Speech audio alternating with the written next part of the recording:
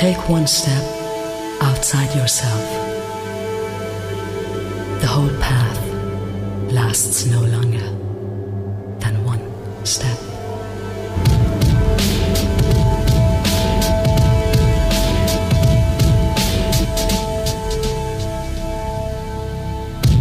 Is paradise anything but the pleasures of this present life? Or the pains of hell anything but the tiresome fatigue which the followers of the religions have to endure in the form of prayer, fast, holy war, and pilgrimage?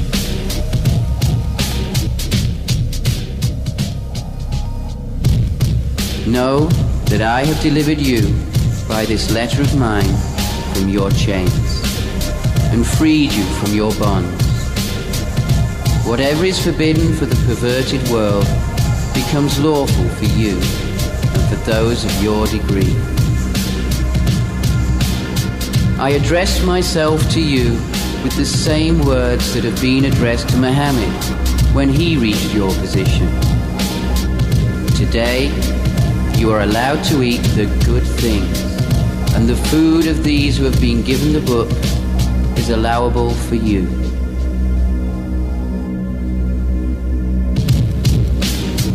When the believer reaches the highest degree of faith, he is dispensed from the religious practices. No more fasts for him, no prayers, no pilgrimage, no jihad, no food, drink, dress, or woman whatsoever is forbidden to him. You and your brethren are the heirs that inherit paradise. In this world, however, you inherit its pleasures and enjoyments that are forbidden to the ignorant that cling to the religions of the lawgivers. You are to be congratulated that you are no longer bothered with their religions. Whoever reaches this stage has acquired the keys of heaven and earth, found the philosopher's stone, and is in the possession of the great metal. He is dwelling in paradise and drinking from the fountain of life.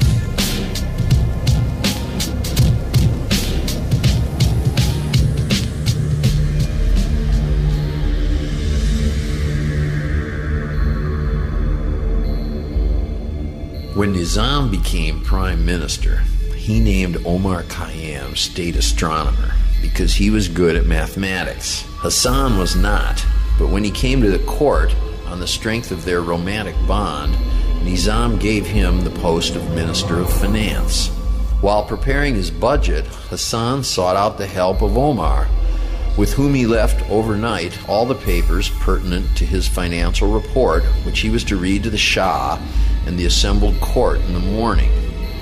When the time came, Hassan picked up his papers and read them aloud just as he found them. Everyone gasped and then broke out laughing, louder and louder, as Hassan struggled on, talking what seemed to be utter nonsense until the Shah stopped him and sent him away in disgrace. What had happened was that someone, presumably Omar, or was it Nizam, had not only scrambled the pages, but cut them in four and carefully pasted them together again. Now, this is the random process of discontinuity with which Burroughs and I have been working since 1960, when I called them the cut-ups. Hassan Isaba went home to Ray in a rage, vowing a terrible vengeance on his old pals for having made a fool of him.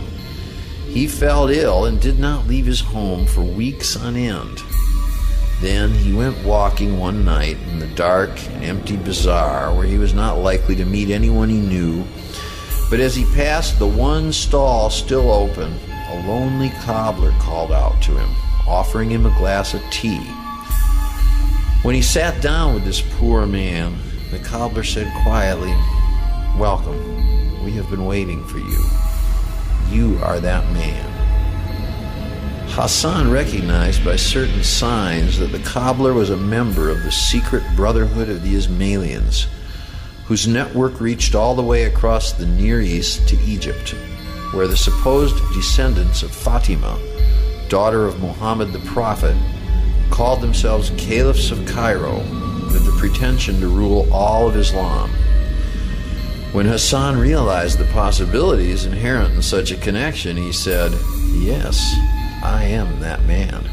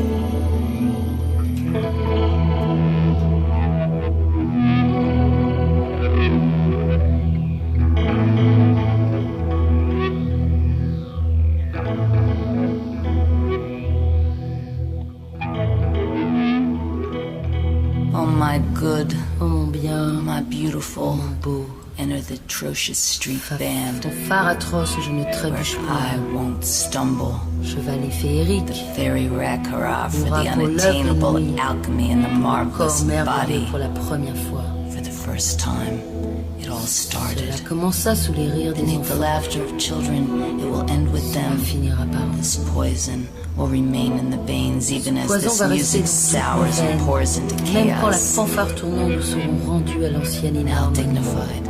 dignified, we receive these tortures. De ces tortures. This host, Rassemblons fervemment this cette promesse promise, surhumaine. this promise to our created Faite body à and notre soul. corps et This à notre âme this créée. promise, this Cette madness, promesse, this cette elegance, démence, science, l'élégance, la science, violence. la violence. This promise that the tree of On nous a life will be promis buried, d'enterrer dans l'ombre tyrannical goodwill l'arbre exiled, du bien et du so we mal, can bring forth pure love, de déporter les honnêtetés tyranniques afin que nous amenions notre très pur pure amour. love, pure love. It all started with disgust, commença par and it will quelques stop because it can't catch up with Cela eternity. finit, ne pouvons nous saisir sur le champ de cette éternité. And it will end with a retreat of perfumes, Cela finit par une débandade de parfums. laughter of children, Rire des enfants, discretion of slaves, discrétion des esclaves, austerity of virgins, austérité des vierges, horror of horreur the des figure and figurés. objects here. Sacred you are for the Sacré memory of soyez-vous last par le night. souvenir de cette veille. It all started with rowdiness and ends with dangers, flames, and ice. Little white night, little drunkenness, how holy you were. Only for the mask you gratified us with. T'affirmons méthode. We affirm your method. We Pas won't que tu as forget. glorifié hier chacun We de won't nos forget actes. that yesterday you glorified all of our ages. We have faith in poison. We know how to give our life fully every day. Tout entière, tous les jours. Come, the time, Des assassins. assassins.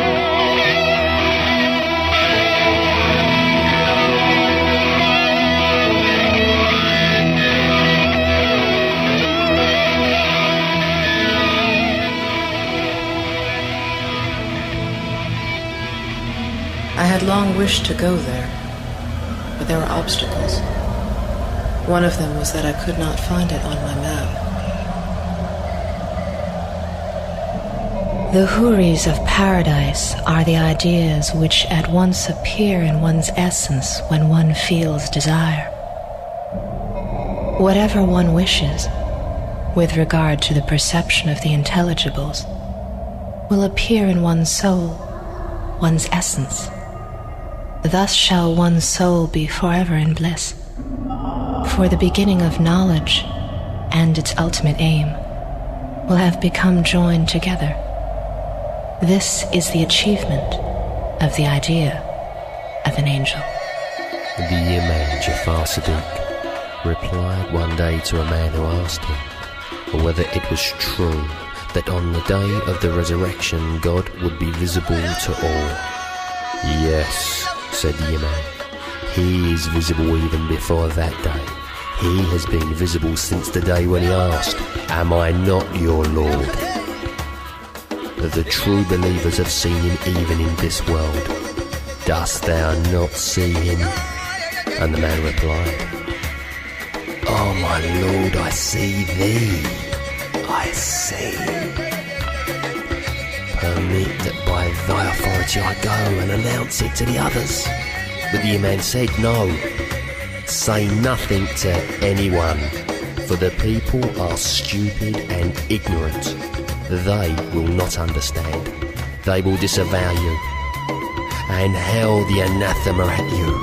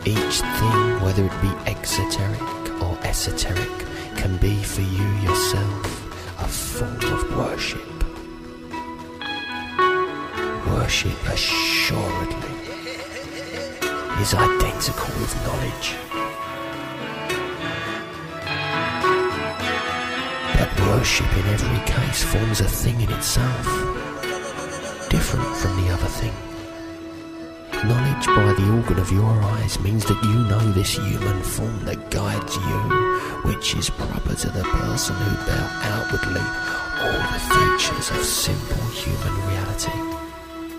But it is not with the eyes that you can obtain a representation of the heart. The knowledge of the heart is different from that of sight. It is pure luminescence shining for itself, and neither have I the power to tell you more, nor you the capacity to hear more.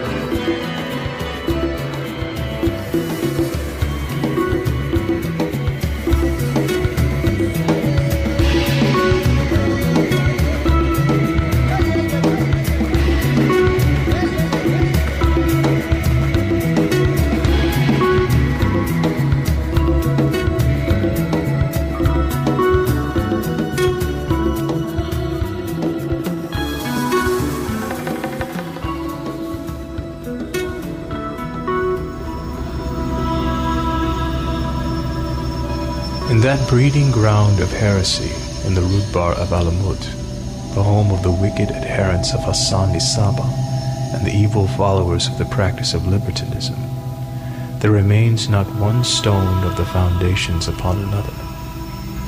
And in that flourishing abode of innovation, the artist of eternity past wrote with the pen of violence upon the portico of each one's dwelling the verse, "These their houses are empty ruins." And in the marketplace of those wretches' kingdom, the Muezzin destiny has uttered the cry of, "Away then with the wicked people." Their luckless womenfolk, like their empty religion, have been utterly destroyed. And the gold of those crazy double-dealing counterfeiters, which appeared to be unalloyed, has proven to be base lead.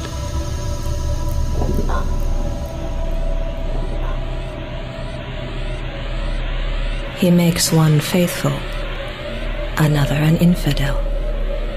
He fills the world with tumult and wrong. Taverns have been edified by his lips. All my desire has been accomplished through him.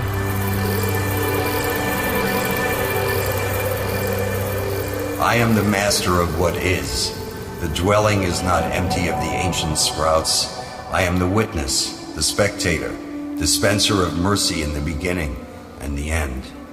Do not be misled by the changing of forms. You say so-and-so passed and so-and-so came. I tell you to consider the faces as all one face, as long as the master of existence is in existence, present, existent. Do not depart from the orders of him who received your engagement, whether Arab or Persian or Turk or Greek. I am the ruler, dispenser of orders and of will. Whoever knows me inwardly possesses the truth. Knowledge of me is not perfect unless I say, my slave, obey me and know me in true knowledge of me. I shall make you alive like me. You shall not die. And rich you shall be not poor, and great you shall not be abased. Hear and pray, you will be advantaged. I am the one present, and you are those present in my presence. I am the one near who does not depart. If I punish you, it is my justice. If I forgive you, it is my generosity and my excellence. I am the master of mercy and dispenser of forgiveness and of the clear truth. Praise to God, Lord of the worlds. This is a clear explanation.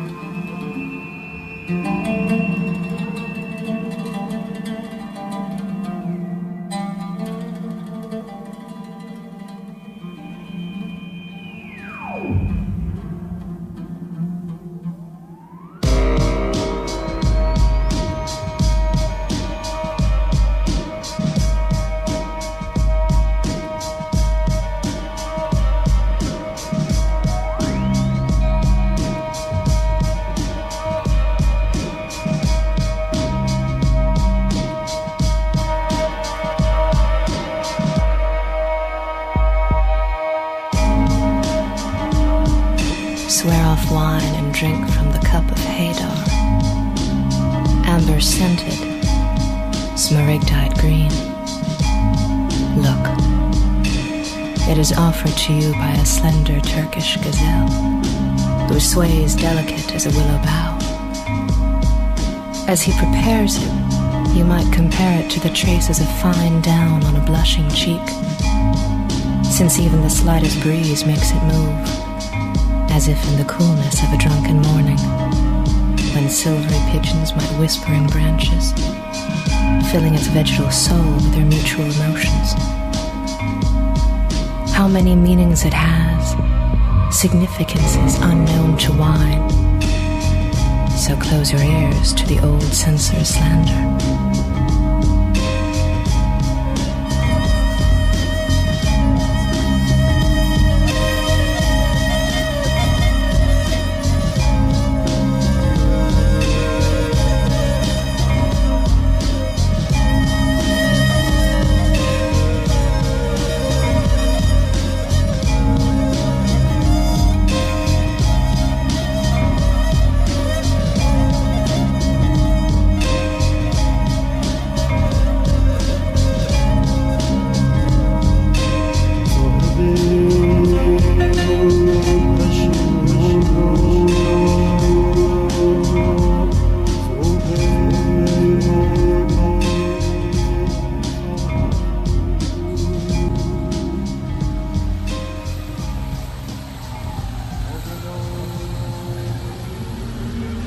long wished to go there, but there were obstacles. One of them was that I could not find it on my map.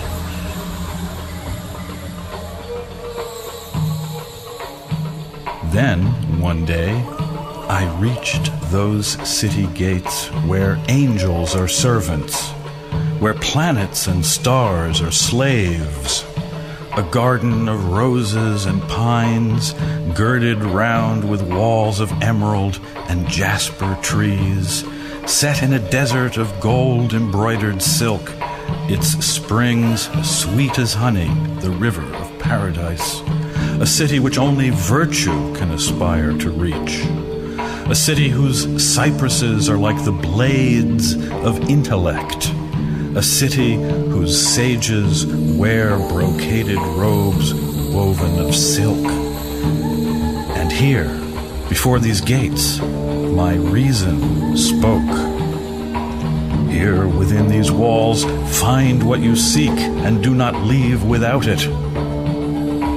So, I approached the guardian of the gate and told him of my search. Rejoice, he answered. Your mine has produced a jewel, for beneath this land of truth there flows a crystal ocean of precious pearls and pure, clear water. This is the lofty sphere of exalted stars.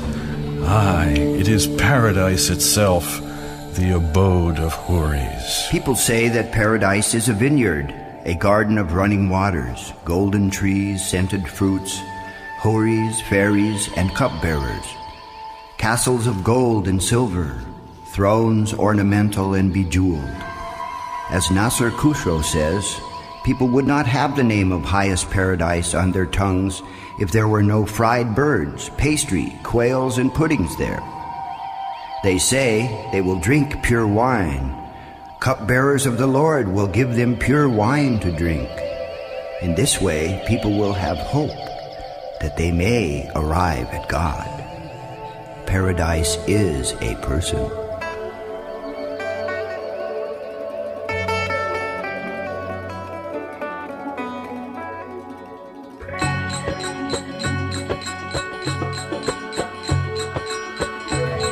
This prince was called Alauddin and was Mohammedan. He had created, in a lovely valley enclosed between two very high mountains, a very beautiful garden, full of every variety of fruit and trees that could be obtained. And around these plantations, various palaces and pavilions decorated with golden ornaments, paintings and furniture all made of silk. He had brought young girls of perfect beauty and full of charm to live here, and they were trained to sing, to play all sorts of instruments, to dance, and above all, to make the most seductive advances to men that can be imagined. This is the reason why the old man had this place built. Muhammad, having said that those who obeyed his will would go to paradise, where they would find all the pleasures and delights of the world, beautiful women and rivers of milk and honey, this man wanted to pretend that he could make anyone he wished enter this very paradise. No one could penetrate into the garden we described, for they had built at the entrance to the valley a very fortified and impregnable castle. It could only be entered by a secret road.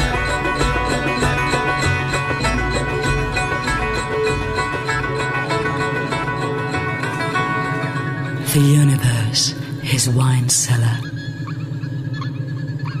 The atom's heart, his measuring cup.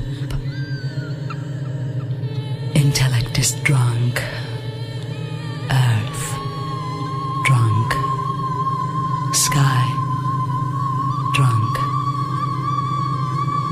Heaven perplexed, with him restlessly seeking. Love in its heart, hoping at least for a single whiff of the fragrance of that wine, that clear wine the angels drank. From that immaterial pot, a sip of the dregs, the rest poured out upon the dust, one sip, and the elements whirl in drunken dance, falling now into water, now and from that smell of that spilled cup, man rises from the dust and soars to heaven.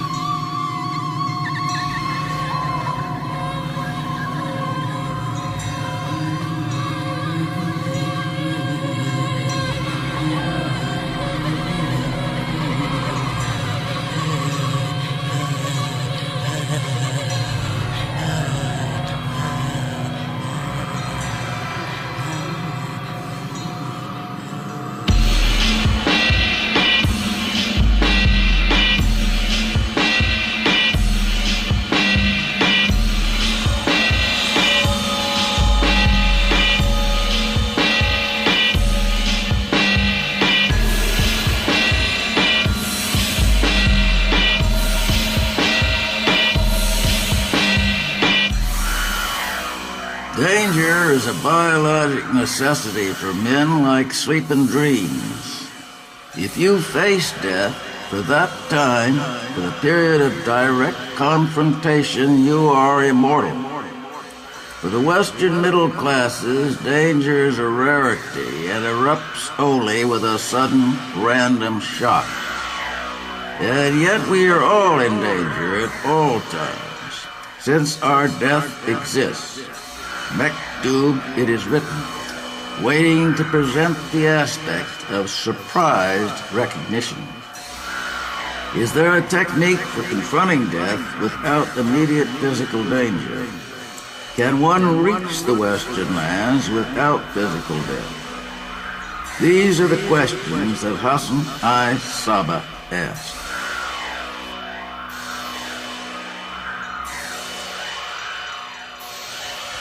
What did Hassan I. Saba find out in Egypt?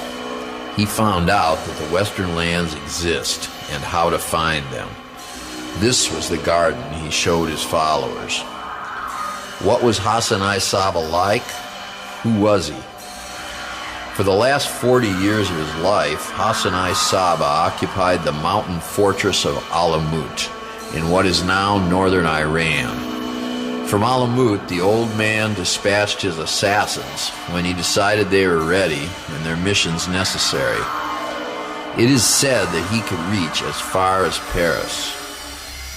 As for the training that the apprentice assassins received, there is no precise information. What little historical data survives tends to be misleading, such as the notorious account given by Marco Polo of a heaven of Uris promised to the martyr where he would be wafted when his work was done. There were no women in Alamut. It is related that Hassan I. Saba had his own son beheaded for smuggling a bottle of wine into his quarters. No doubt this was not the real reason. Obviously, the boy was plotting against the old man's life. It happens in the best Eastern families. Beyond that, there is little. Did he ever tell a joke or smile or drink? Some say that in his later years he became an alcoholic, and that the smuggled bottle of wine was intended for him and poisoned. Rumors. But very little of the man emerges, and what we do see is not sympathetic. One can't help thinking of these evil old mullahs with their closed, harsh faces. I mean that his personal life, his habits, his eccentricities are completely occluded. This may well have been deliberate on his part. Oh yes, I knew him personally, but I never knew him at all. He was a man with many faces and many characters. Literally, he changed unrecognizably from one day to the next. At times, his face was possessed by a dazzling radiance of pure spirit. At other times, the harsh gray lineaments of fear and despair gave notice of defeat on some battleground of the spirit. Battles are fought to be won, and this is what happens when you lose. One thing I know, he was a frontline officer who never asked his men to do what he would not do himself. He was ready to fight beside them, inch by bloody inch.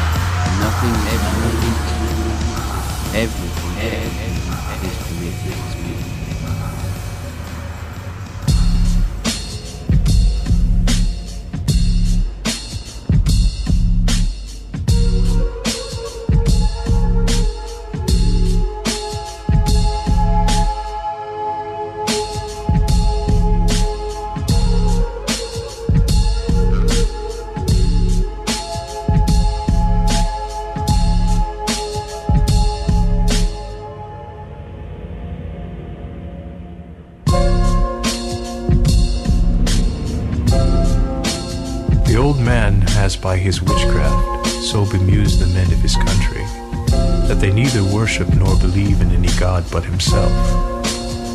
Likewise, he entices them in a strange manner with such hopes and with promises of such pleasures with eternal enjoyment that they prefer rather to die than to live.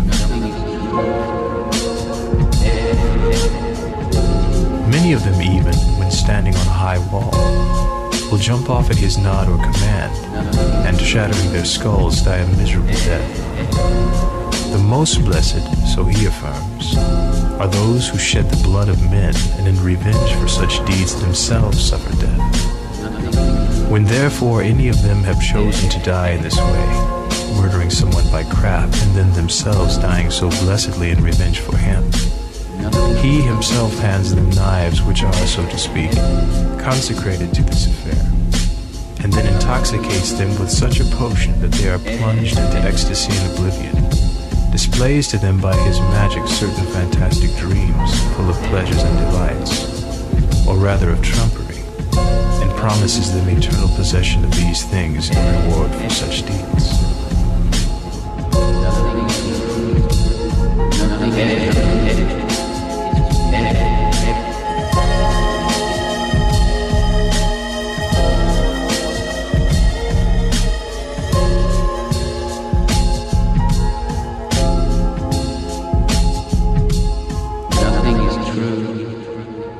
Everything is permitted.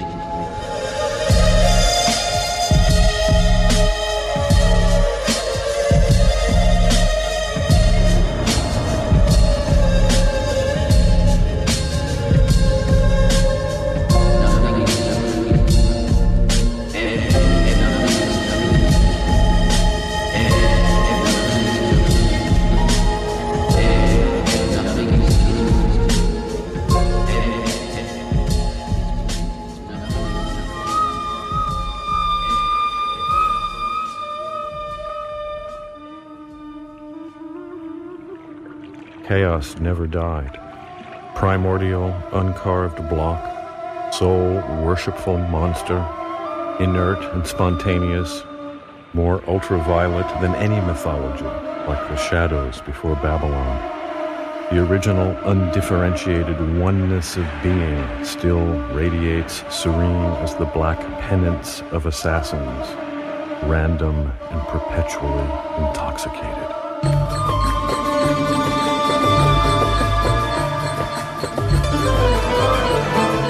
Chaos comes before all principles of order and entropy. It's neither a god nor a maggot. Its idiotic desires encompass and define every possible choreography, all meaningless ethers and phlogistons. Its masks are crystallizations of its own facelessness, like clouds. Everything in nature is perfectly real, including consciousness. There's absolutely nothing to worry about. Not only have the chains of the law been broken, they never existed. Demons never guarded the stars. The empire never got started. Eros never grew a beard. No, listen, what happened was this. They lied to you, sold you ideas of good and evil, gave you distrust of your body and shame for your prophethood of chaos, invented words of disgust for your molecular love, mesmerized you with inattention, bored you with civilization and all its usurious emotions. There is no becoming, no revolution, no struggle, no path. Already, you're the monarch of your own skin. Your inviolable freedom waits to be completed only by the love of other monarchs. A politics of dream, urgent as the blueness of sky. To shed all the illusory rights and hesitations of history demands the economy of some legendary Stone Age. Shamans, not priests, bards, not lords, hunters, not police, gatherers of Paleolithic laziness, gentle as blood, going naked for a sign, or painted as birds, poised on the wave of explicit presence, the clockless now ever.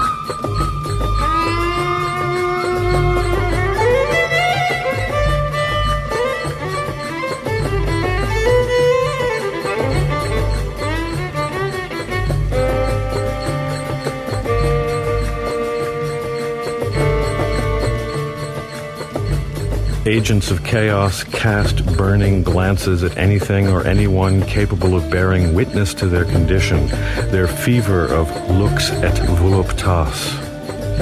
I am awake only in what I love and desire to the point of terror.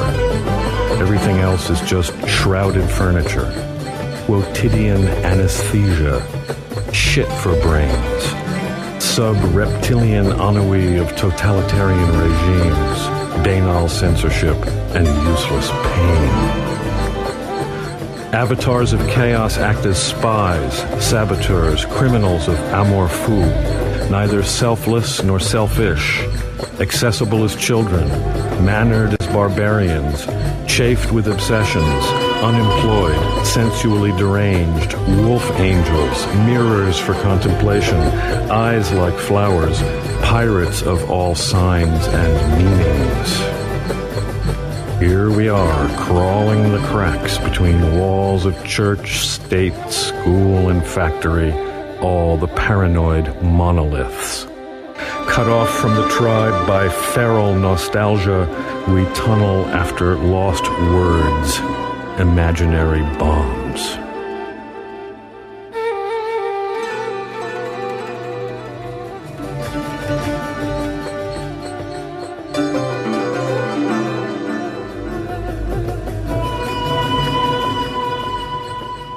The last possible deed is that which defines perception itself, an invisible golden cord that connects us, illegal dancing in the courthouse corridors. If I were to kiss you here, they'd call it an act of terrorism. So let's take our pistols to bed and wake up the city at midnight like drunken bandits celebrating with a fusillade the message of the taste of chaos.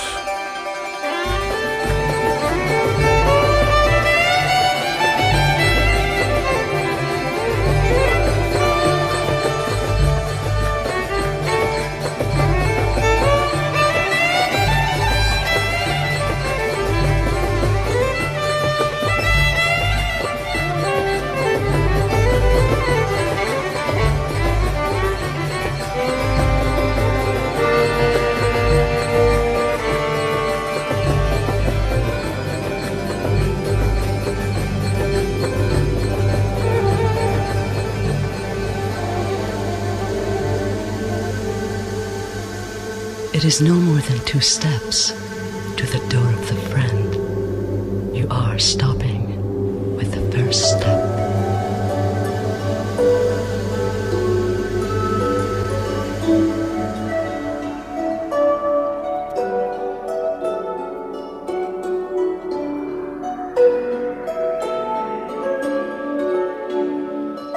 Amour fou, crazy love, is not a social democracy. It is not a parliament of 2. The minutes of its secret meetings deal with meanings too enormous but too precise for prose. Not this, not that. Its book of emblems trembles in your hand. Naturally, it shits on schoolmasters and police, but it sneers at liberationists and ideologues as well. It is not a clean, well-lit room.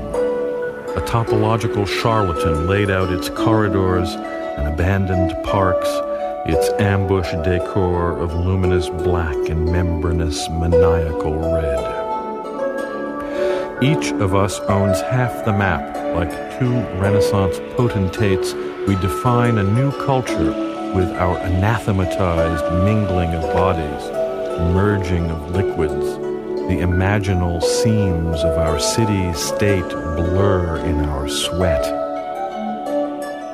Ontological anarchism never came back from its last fishing trip.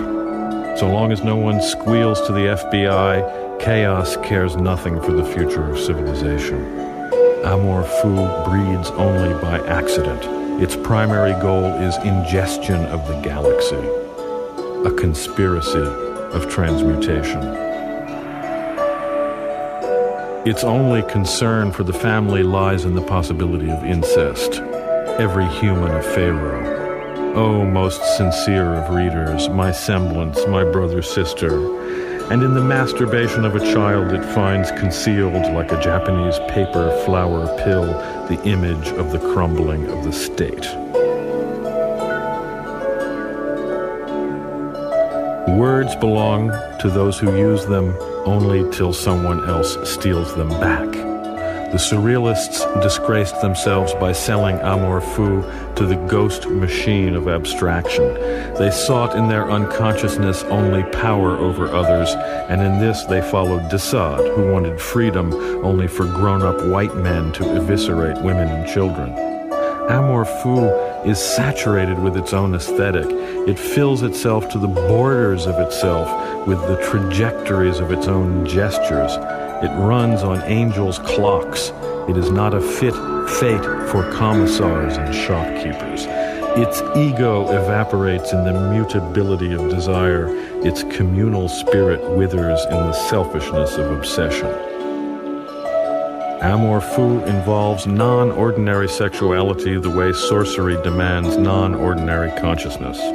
The Anglo-Saxon post-Protestant world channels all its suppressed sensuality into advertising and splits itself into clashing mobs, hysterical prudes versus promiscuous clones and former ex-singles.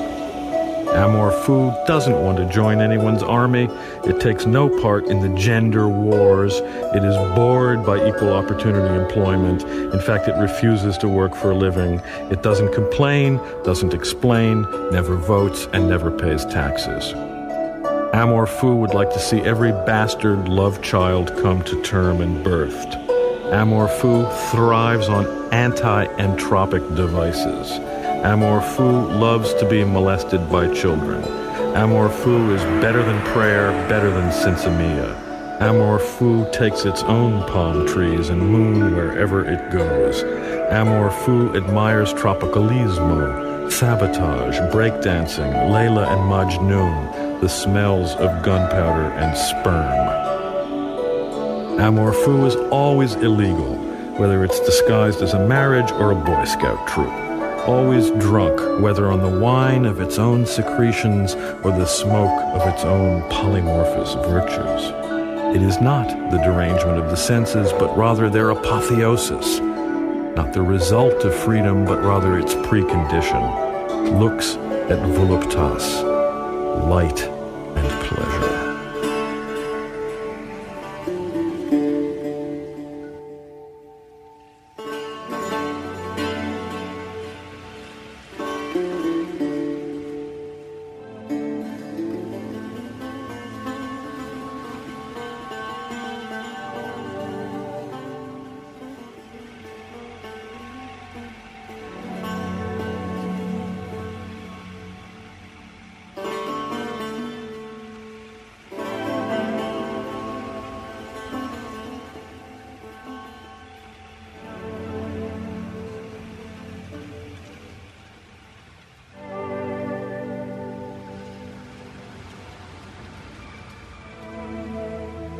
All experience is mediated by the mechanisms of sense perception, mentation, language, etc., and certainly all art consists of some further mediation of experience.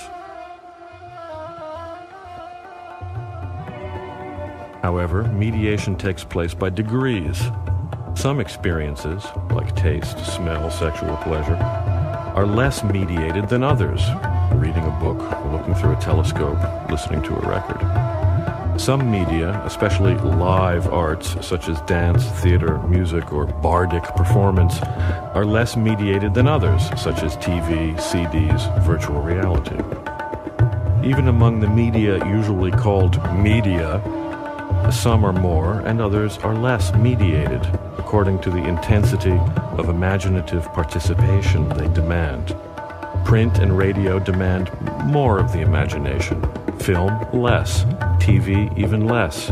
Virtual reality, the least of all, so far. For art, the intervention of capital always signals a further degree of mediation. To say that art is commodified is to say that a mediation or standing in between has occurred, and that this betweenness amounts to a split, and that this split amounts to alienation. Improv music played by friends at home is less alienated than music played live at the Met, or music played through media, whether PBS or MTV or Walkman. In fact, an argument could be made that music distributed free or at cost on cassette via mail is less alienated than live music played at some huge We Are the World spectacle or Las Vegas nightclub, even though the latter is live music played to a live audience, or at least so it appears, while the former is recorded music consumed by distant and even anonymous listeners. The tendency of high tech and the tendency of late capitalism both impel the arts farther and farther into extreme forms of mediation. Both widen the gulf between the production and consumption of art, with a corresponding increase in alienation.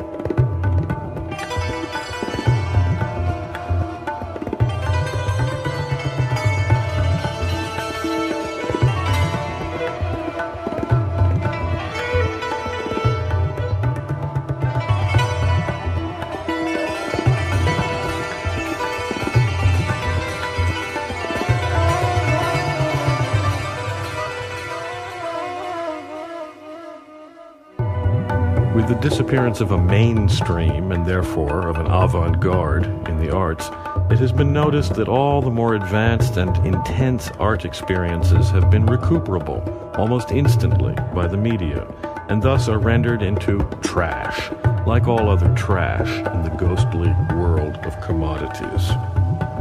Now, trash, as the term was redefined in, let's say, Baltimore in the 1970s, can be good fun as an ironic take on a sort of inadvertent folk culture that surrounds and pervades the more unconscious regions of popular sensibility, which, in turn, is produced in part by the spectacle.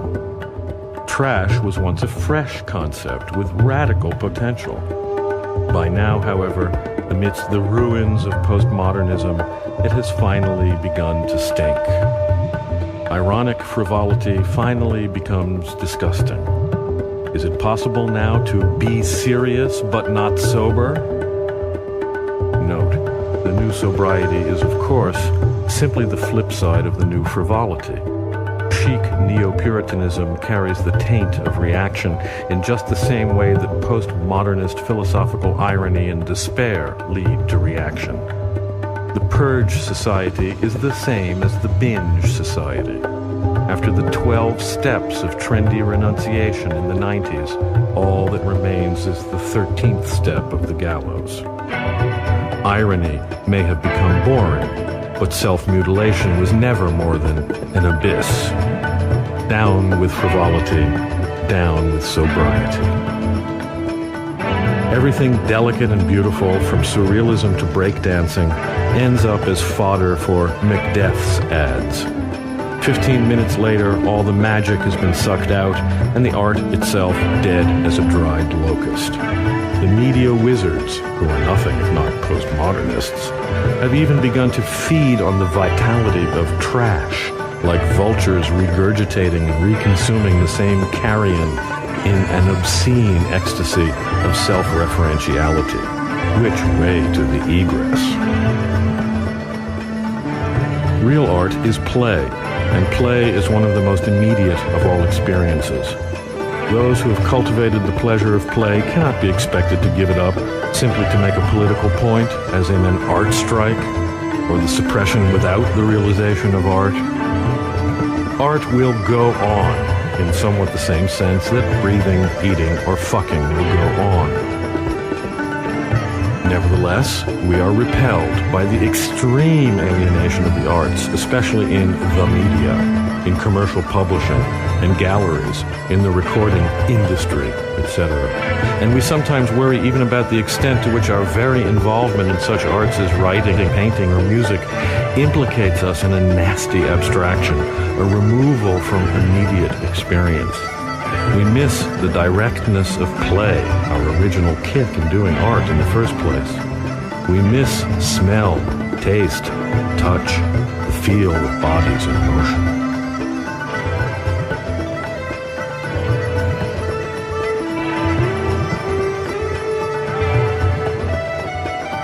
Computers, video, radio, printing presses, synthesizers, fax machines, tape recorders, photocopiers. These things make good toys, but terrible addictions.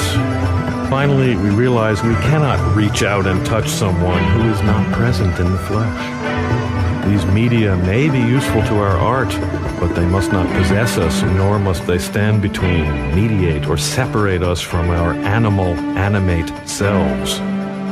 We want to control our media, not be controlled by them. And we should like to remember a certain psychic martial art which stresses the realization that the body itself is the least mediated of all media. Therefore, as artists and cultural workers who have no intention of giving up activity in our chosen media, we nevertheless demand of ourselves an extreme awareness of immediacy, as well as the mastery of some direct means of implementing this awareness as play, immediately, at once, and immediately, without mediation.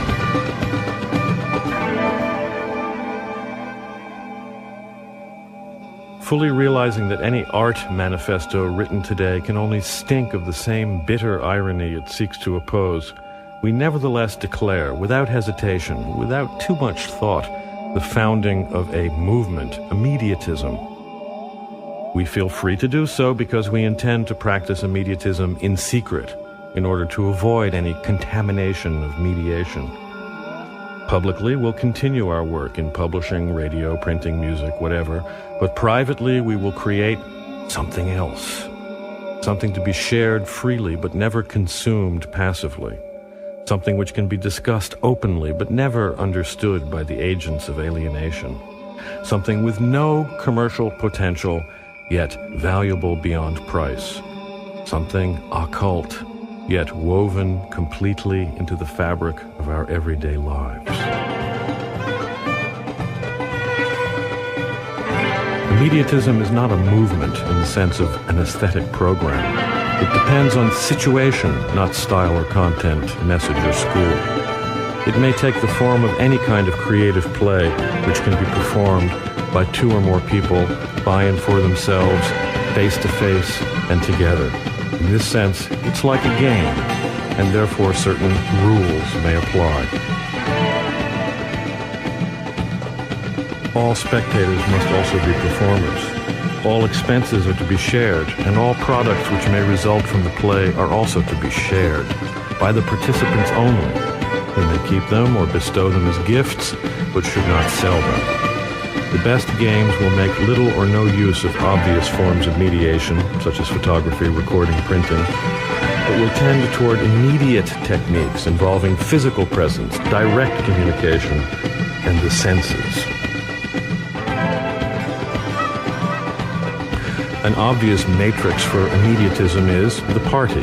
Thus, a good meal could be an immediatist art project, especially if everyone present cooked as well as ate. Ancient Chinese and Japanese on misty autumn days would hold odor parties, where each guest would bring a homemade incense or perfume. At linked verse parties, a faulty couplet would entail the penalty of a glass of wine. Quilting bees, tableaux vivants, exquisite corpses, the rituals of conviviality, like Fourier's museum orgy, erotic costumes, poses, and skits. Live music, dance, the past can be ransacked for appropriate forms, and imagination will supply more. The difference between a 19th century quilting bee, for example, and an immediatist quilting bee would lie in our awareness of the practice of immediatism as a response to the sorrows of alienation and the death of art. The male art of the 70s and the zine scene of the 80s were attempts to go beyond the mediation of art as commodity and may be considered ancestors of immediatism. However, they preserved the mediated structures of postal communication and xerography, and thus failed to overcome the isolation of the players, who remained quite literally out of touch. We wish to take the motives and discoveries of these earlier movements to their logical conclusion in an art which banishes all mediation and alienation, at least to the extent that the human condition allows. Moreover, immediatism is not condemned to powerlessness in the world simply because it avoids the publicity of the marketplace. Poetic terrorism and art sabotage are quite logical manifestations of immediatism. Finally, we expect that the practice of immediatism will release within us vast storehouses of forgotten power, which will not only transform our lives through the secret realization of unmediated play, but will also inescapably well up and burst out and permeate the other art we create, the more public and mediated art. And we hope that the two will grow closer and closer and eventually perhaps become one. The mandarins draw their power from the law, and the people from the secret societies. A Chinese saying. Last winter I read a book on the Chinese tongs called Primitive Revolutionaries of China, a study of secret societies in the late 19th century by Fei Ling Davis. Maybe the first book on the subject ever written by someone who wasn't a British Secret Service agent. In fact, she was a Chinese socialist who died young. This was her only book. And for the first time, I realized why I've always been attracted to the tong. Not just for the romanticism and the elegant and decadent chinoiserie decor, as it were, but also for the form, the structure, the very essence of the thing. Sometime later, in an excellent interview with William Burroughs in Homocore magazine, I discovered that he too has become fascinated with tongs and suggests the form as a perfect mode of organization for queers, particularly in this present era of shitty moralism and hysteria. I would agree, and extend the recommendation to all marginal groups, especially ones whose jouissance involves illegalism. Potheads, sex heretics, insurrectionists, or extreme eccentricity, nudists, pagans, post-avant-garde artists, etc., etc. A tong can perhaps be defined as a mutual benefit society for people with a common interest which is illegal or dangerously marginal, hence the necessary secrecy. Many Chinese tongs revolved around smuggling and tax evasion, or clandestine self-control of certain trades in opposition to state control, or insurrectionary political or religious aims, such as overthrow of the Manchus, for example. Several tongs collaborated with the anarchists in the 1911 revolution. A common purpose of the tongs was to collect and invest membership dues and initiation fees in insurance funds for the indigent, unemployed, widows, orphans of deceased members, funeral expenses, and so on. In an era like ours, when the poor are caught between the cancerous scylla of the insurance industry and the fast evaporating Charybdis of welfare and public health services, this purpose of the secret society might well regain its appeal. Masonic lodges were organized on this basis, as were the early and illegal trade unions and chivalric orders for laborers and artisans. Another universal purpose for such societies was, of course, conviviality, especially banqueting. But even this apparently innocuous pastime can acquire insurrectionary implications. In the various French revolutions, for example, dining clubs frequently took on the role of radical organizations when all other forms of public meeting were banned. Recently, I talked about tongs with PM, author of Bolo Bolo, published by Semiotext. I suggested that secret societies are once again a valid possibility for groups seeking autonomy and individual realization. He disagreed, but not as I expected because of the elitist connotations of secrecy. He felt that such organizational forms work best for already close-knit groups with strong economic, ethnic, regional, or religious ties, conditions which do not exist or exist only embryonically in today's marginal scene. He proposed instead the establishment of multi-purpose neighborhood centers with expenses to be shared by various special interest groups and small entrepreneurial concerns, craftspeople, coffee houses, performance spaces. Such large centers would require official status or state recognition, but would obviously become foci for all sorts of non-official activity. Black markets, temporary organization for protest or insurrectionary action, uncontrolled leisure, unmonitored conviviality, so on and so forth. In response to PM's critique, I have not abandoned but rather modified my concept of what a modern tong might be. The intensely hierarchical structure of the traditional tong would obviously not work, although some of the forms could be saved and used in the same way titles and honors are used in our free religions or weird religions, joke religions, anarcho-neo-pagan cults.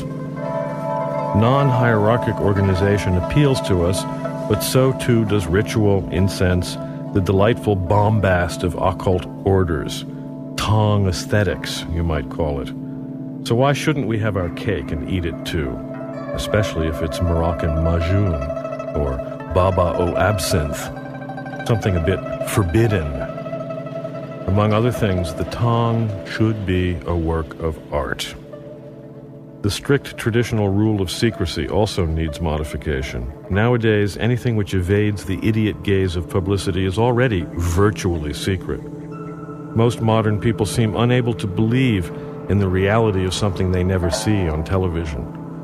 Therefore, to escape being televisualized is already to be quasi-invisible. Moreover, that which is seen through the mediation of the media becomes somehow unreal and loses its power. I won't bother to defend this thesis, but simply refer the listener to a train of thought which leads from Nietzsche to Benjamin to Bataille to Barthes to Foucault to Baudrillard. By contrast, perhaps that which is unseen retains its reality, its rootedness in everyday life, and therefore in the possibility of the marvelous.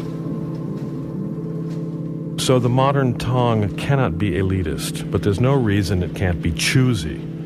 Many non-authoritarian organizations have foundered on the dubious principle of open membership, which frequently leads to a preponderance of assholes, yahoos, spoilers, whining neurotics, and police agents. If a tong is organized around a special interest, especially an illegal or risky or marginal interest, it certainly has the right to compose itself according to the affinity group principle. If secrecy means A, avoiding publicity, and B, vetting possible members, the secret society can scarcely be accused of violating anarchist principles. In fact, such societies have a long and honorable history in the anti-authoritarian movement, from Proudhon's dream of reanimating the holy vem as a kind of people's justice, to Bakunin's various schemes, to Durruti's wanderers. We ought not to allow Marxist historians to convince us that such expedients are primitive and have therefore been left behind by history. The absoluteness of history is at best a dubious proposition. We are not interested in a return to the primitive, but in a return of the primitive, inasmuch as the primitive is the repressed. In the old days, secret societies would appear in times and spaces forbidden by the state, that is, where and when people are kept apart by law. In our times, people are usually not kept apart by law, but by mediation and alienation. Secrecy, therefore, becomes an avoidance of mediation, while conviviality changes from a secondary to a primary purpose of the secret society. Simply to meet together face to face is already an action against the forces which oppress us by isolation, by loneliness, by the trance of media. In a society which enforces a schizoid split between work and leisure, we have all experienced the trivialization of our free time, time which is organized neither as work nor as leisure. Vacation once meant empty time. Now it signifies time which is organized and filled by the leisure industry. The secret purpose of conviviality in the secret society then becomes the self-structuring and auto-valorization of free time. Most parties are devoted only to loud music and too much booze, not because we enjoy these things, but because the empire of work has imbued us with the feeling that empty time is wasted time. The idea of throwing a party to, say, make a quilt or sing madrigals together seems hopelessly outdated. But the modern tongue will find it both necessary and enjoyable to seize back free time from the commodity world and devote it to shared creation, to play. I know of several secret societies organized along these lines already, but I'm certainly not going to blow their secrecy by discussing them here.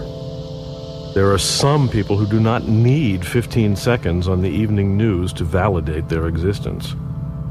Of course, the marginal press and radio, the only media in which this sermonette will likely appear, are practically invisible anyway, certainly still quite opaque to the gaze of control. Nevertheless, there's the principle of the thing. Secrets should be respected. Not everyone needs to know everything.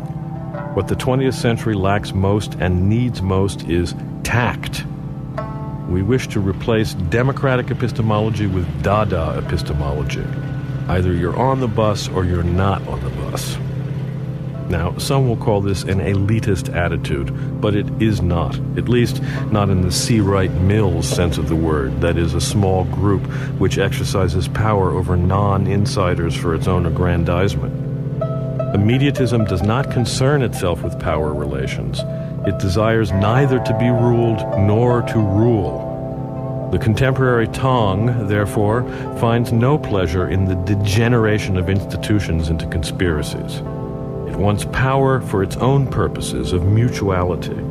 It is a free association of individuals who have chosen each other as the subjects of the group's generosity, its expansiveness, to use a Sufi term. If this amounts to some kind of elitism, then so be it. If immediatism begins with groups of friends trying not just to overcome isolation but also to enhance each other's lives, soon it will want to take on a more complex shape. Nuclei of mutually self-chosen allies, working, playing, to occupy more and more time and space outside all mediated structure and control. Then, it will want to become a horizontal network of such autonomous groups. Then, a tendency. Then, a movement. And then, a kinetic web of temporary autonomous zones. At last, it will strive to become the kernel of a new society giving birth to itself within the corrupt shell of the old. For all these purposes, the secret society promises to provide a useful framework of protective clandestinity, a cloak of invisibility that will have to be dropped only in the event of some final showdown with the Babylon of mediation. Prepare for the Tong Wars.